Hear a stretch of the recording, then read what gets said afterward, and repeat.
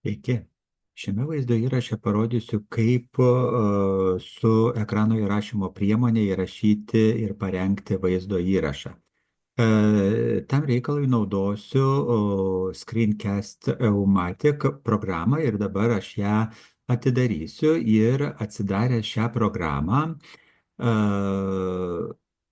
Pirmiausiai matau tokį langelį, tai pirmasis pasirinkimas yra ekrano nuotraukoms daryti, antrasis pasirinkimas kaip tik ir yra ekrano vaizdui įrašyti ir parengti vaizdo įrašą. Pasirinku šitą variantą, na ir dabar visų pirma, tai yra ekrano dydžio nusistatymas. Matote tokius rėmelius ir būtent tų rėmelių dėka mes galime nusistatyti ir turėti tik tą ekrano vietą, ką mes norime matyti. Vat, pavyzdžiui, dabar nenorime matyti viršuje esančių kortelių, mes nustatome, kad mūsų vaizdas bus įrašinėjamas tik tai nuo tos vietos. Na ir vėlgi aš nenoriu užduočių juostos, kad būtų rodoma, tai aš vaizdą darau iki užduočių juostos. Na ir dabar, ką reiškia šitas langelis? Pirmasis, kad bus įrašinėjamas ekrano vaizdas, antrasis, kad galima įrašinėti vaizdo kameros vaizdą, tai būtent jeigu aš paspausčiau, matytumėte mane patį ir būtų įrašinėjamas kameros vaizdas. Na ir trečiasis pasirinkimas, kada yra matomas ir kameros vaizdas, ir ekrano vaizdas, ir kartu yra įrašinėjamas. Kameros vaizdas tada būtų kažkur kamputyje matomas, sakykime, tai, kas yra filmuojama per vaizdo kamerą. Toliau, kaip matote, ilgiausias įrašymo ilgis, vaizdo įrašo ilgis yra 15 minučių, toliau yra ekrano dydis, na ir toliau yra garso nustatymai. Tai vad būtent čia galima būtų pasirinkti mikrofoną, jeigu mes norėtume, bet dabar palieku tą patį, kuris buvo ir nustatytas, viskas yra gerai. Na ir dar, jeigu preferencijas pasirinksime, tai čia yra dar įvairiausių nustatymų, kur galime pasimti vieną ar kitą kažką tai pasikeisti. Kol kas nieko nekeičiam ir nieko nesiaiškiname, viskas yra gerai. Kai visi nustatymai yra pakeisti, tą, ką norėjome pakeisti, galime pradėti įrašinėti vaizdo įrašą. Tam paspaudžiame REC mygtuką, tą raudoną mygtuką, jis kartais būna apačioje, kartais būna viršuje. Žiūrint, jeigu aš savo lango dydį būčiau nustatęs iki pat viršaus, tai mano mygtukas yra apačioje, šiuo atveju jis yra peršoka į viršų, kadangi aš ne iki pat viršaus darau įrašomą ekrano dydį, tai ir REC mygtukas yra viršuje. Na ir paspaudus šitą mygtuką prabėgs skaičiukai nuo 3 iki vieneto ir bus laiko tarpas, kada dar sykį galime įkvėpti oro ir pradėti jau įrašinėti vaizdą ekrane. Tai tą ir padarau, spaudžiu REC mygtuką. Na ir, kaip sakiau, skaičiukai ir prasidėjo vaizdo įrašo įrašinėjimas. Dabar aš galiu čia kalbėti, galiu rodyti kažką, demonstruoti, kaip padarome ir panašiai. Tarkim, pirma skaidrė yra paruošta, aš nieko nedarau, antroji skaidrė paspaudžiu. Čia man nepatiko nuotrauka, aš galiu pakeisti tą nuotrauką, tai vadinasi, aš renkuosi nuotraukas, tada renkuosi, kokią norėčiau čia pakeisti nuotrauką. Galbūt aš tą noriu merginą čia, kur yra, gal aš noriu dar va šitą eglutę įsidėti, va čia, kad būtų 2 kartus praktelėjus galiu eglutę dar panešioti į vieną pusę, į kitą pusę ir turėti, sakykime, kažkokį kitokį vaizdelį. Tai aš įsidėjau tą nuotraukėlę ir turiu jau nuotrauką. Toliau tekstas, tai galima rašyti, sakykime, aš pažymiu ir rašau pirmos skaidrės pavadinimas. Na ir taip toliau. Dabar, kadangi jau ten buvo parašytas tekstas, tai aš jį turiu panešti žemiau. Čia šitą tekstą padedu čia ir tokiu būdu aš galiu įrašinėti ir rodyti, kaip čia ką darome toliau. Pereinu prie kitos, vėl rodau ir, tarkime, aš noriu sustabdyti laikinai įrašinėjimą, tai darau stop. Galimas, sakykime, jeigu suklydote ar dar ką nors susistabdyti įrašymą, tą, ką ir buvau paspaudęs, ir toliau atsikvėpus dar ką nors peržiūrėjus, galima peržiūrėti va čia, ką mes jau įrašėme, ir atsikvėpus galėtume tęsti rašinėjimą. Jeigu jau taip atsitiktų, kad jau jūs matote, kad jūsų ta įrašymo pradžia visiškai blogai ir jūs norite iš naujo perrašyti vaizdo įrašą, tada jūs galite ištrinti, va čia yra ištrinimas viskas ir pradėti iš naujo. Ta aš galiu ir padaryti, va sakykime, paprašom. Ar tikrai norime? Taip. Ir mūsų įrašymas vėl turim 15 minučių ir vėl iš naujo. Tai aš dabar jau pradedu nebe nuo pradžių, tiesiog trumpai pasakoju, ką darau toliau, einu per kitas skaidrės, rengiu kitas skaidrės ir tokiu būdu įrašau tą savo vaizdo įrašą tiek, kiek noriu iki 15 minučių. Kai vaizdo įrašas baigiamas parengti, kai jau baigiamas viskas pristatymas, apie ką norėjome įrašyti savo vaizdo įrašę, informacija jau visai išaiškinta, tada darome stabdymą, įrašymo stabdymą. Ir jeigu jau mes žinome, kad viskas yra gerai, tada mes paspaudžiame done. Ir mūsų tada jau klausia, o ką mes norim daryti.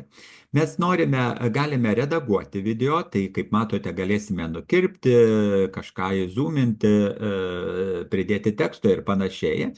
Mes galime greitai pabendrinti kažkur ir mes galime įseivinti ir atsisiųsti. Tai pasirenku patį pirmąjį, nes, sakykime, mes padarėme taip, kad man nereikėtų jokių įrašinėjimų. Čia, tarp kitko, galima labai greitai ir čia dar nustatyti, kur mes norime tos pradžios. Čia galima, aišku, play padaryti ir pasižiūrėti, gal ne nuo pradžios norime. Tai sustabdau ir jeigu jau norėtumėte, galima nusistatyti ir pasistatyti nuo kurios vietos, taip analogiškai ir su galu irgi galime nustatyti, jeigu yra reikalas, jeigu ten nutilėjot, nespėjot paspausti stop. Ir kai viskas yra nustatyta, tada ką mes norime daryti? Mes galime įrašyti į Google Drive, diską, atsiprašau, mes galime į YouTube kanalą savo, jeigu jį turite tokį. YouTube kanalas, tarp kitko, yra labai gerai, mums nebereikia užimti vietos serveryje, mes patalpiname patį vaizdo įrašą į YouTube kanalą, o paskui ten, kur norime jį publikuoti, tą vaizdo įrašą, publikuojame tik jo nuorodą ir tokiu būdu yra nukreipiama į YouTube kanalą ir pats vaizdo įrašas rodomas, yra saugomas YouTube ir tokiu būdu mes, sakykime, sutaupome vietos kažkur kitur ir panaudodami tik nuorodą.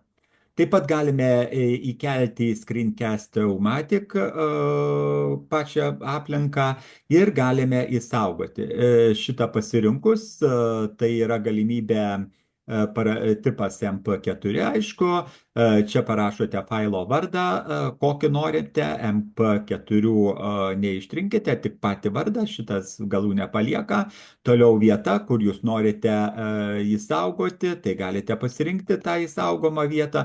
Na ir galite publish daryti. Ir tokiu būdu toje nurodytoje vietoje, šiuo atveju tai yra darbalaukis, atsiras vaizdo įrašas. Aš šiuo kartu nesaugau jo darbalaukėje, bet aš noriu parodyti, kaip labai greitai galime perkelti į YouTube kanalą.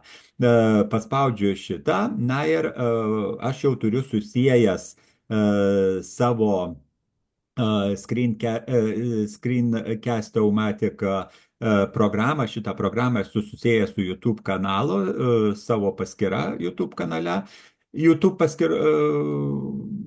aplinkoje. Ir belieka man parašyti antraštę, tai sakykime, įrašymas, galiu rašyti ekrano, kad aišku būtų. Toliau, kaip ir nieko galime daugiau nekeisti, viskas palikime, kad tai yra public, education, švietimo tikslams ir spaudžiame publish. Na ir dabar, kadangi vaizdo įrašas iš tikrųjų buvo nelabai ilgas, tai čia greitai vyks tas įkelimas į YouTube kanalą, mano paties asmeninį, ir kada jau visas šimtas bus įkeltas, sako, kad yra gerai, aš darau daną. Na ir dabar jau man reikėtų nueiti į YouTube kanalą ir YouTube.com.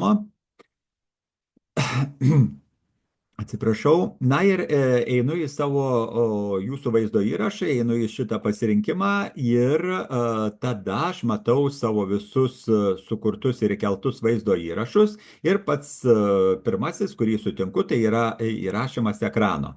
Tai galbūt nepatinka pavadinimas, tai aš galiu parašyti ekrano įrašymas.